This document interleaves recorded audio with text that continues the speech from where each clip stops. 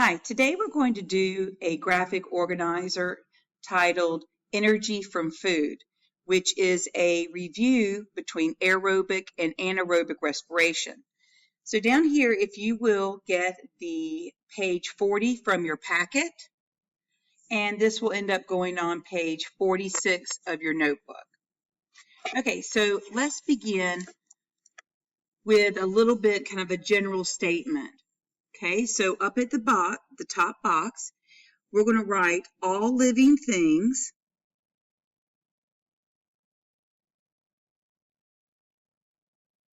require energy at all times.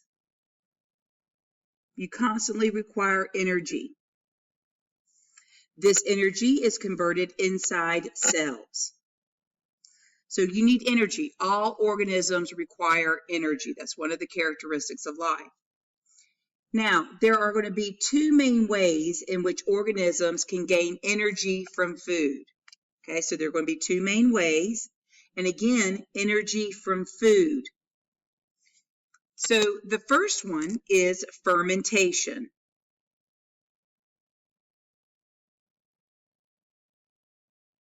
Which is also known as anaerobic respiration.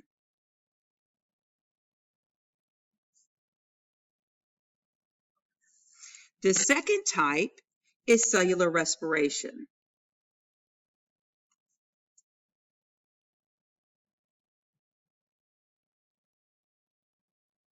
Which is also known as aerobic respiration.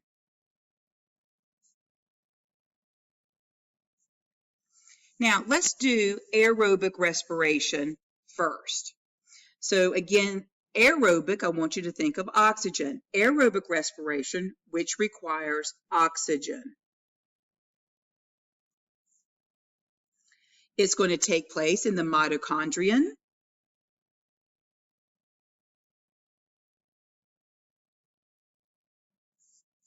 And each glucose, again, remember that's your food, each glucose molecule is going to produce 36 ATPs, and that's going to end up being what we call a net gain. So again, the energy in food, glucose, is going to be converted into a usable cell energy, ATP. Now, what's the equation? Okay, well, let's write out the word equation first. Okay, glucose plus oxygen, remember this is aerobic respiration, yields carbon dioxide,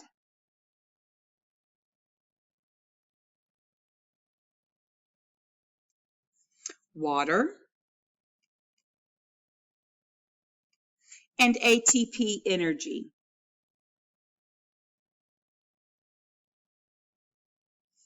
Now, if we're going to use a chemical formulas, glucose has the chemical formula C6H12O6.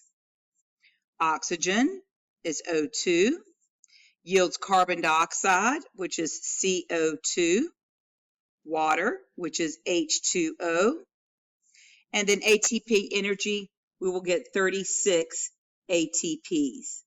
So again, this is the word equation, and this is just using chemical symbols. And this is for aerobic respiration.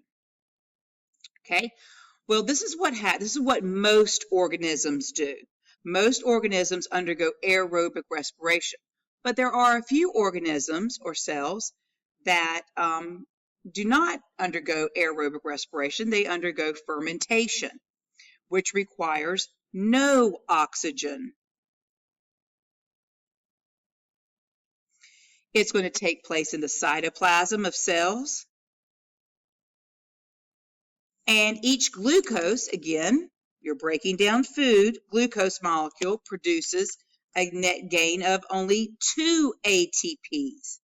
So there's a big difference in the energy yield. There are going to be two main types of fermentation. We have lactic acid fermentation and alcohol or alcoholic fermentation. Okay, so here in a we're going to describe lactic acid fermentation. Lactic acid that gets produced in lactic acid fermentation is going to cause muscle fatigue and a burning sensation in your muscles. So when you're exercising, your muscle cells are normally undergoing aerobic respiration. But after you've been exercising a while, your muscle cells may have run out of oxygen. It does take a little bit of time for you to inhale and your heart to deliver the oxygen that it picked up from the lungs to all of your cells, including your muscle cells. So that takes a little bit of time. So if you've been exercising for a while, your muscle cells may have run out of oxygen. Okay. Well, again, it will switch from aerobic respiration to lactic acid fermentation, where lactic acid is produced. So the lactic acid buildup in your muscle will produce muscle fatigue.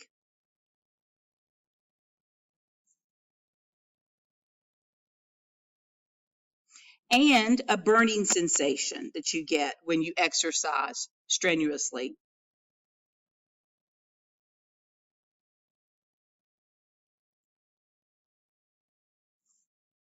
In alcohol or alcoholic fermentation, of course, ethyl alcohol gets produced. That's the alcohol you can drink. And carbon dioxide, a gas, gets produced. So you can do a little experiment. Here we have a test tube, and inside the bottom of the test tube, we're going to have yeast and, let's say, apple juice, some kind of sugar solution, sugary juice. So we have yeast, which is an organism that's going to undergo alcohol fermentation, and let's say apple juice. And then we're taking a balloon, okay, and we're putting it over the mouth of the test tube. And as the yeast undergo alcohol fermentation, carbon dioxide, a gas, is produced, and it will blow up the balloon.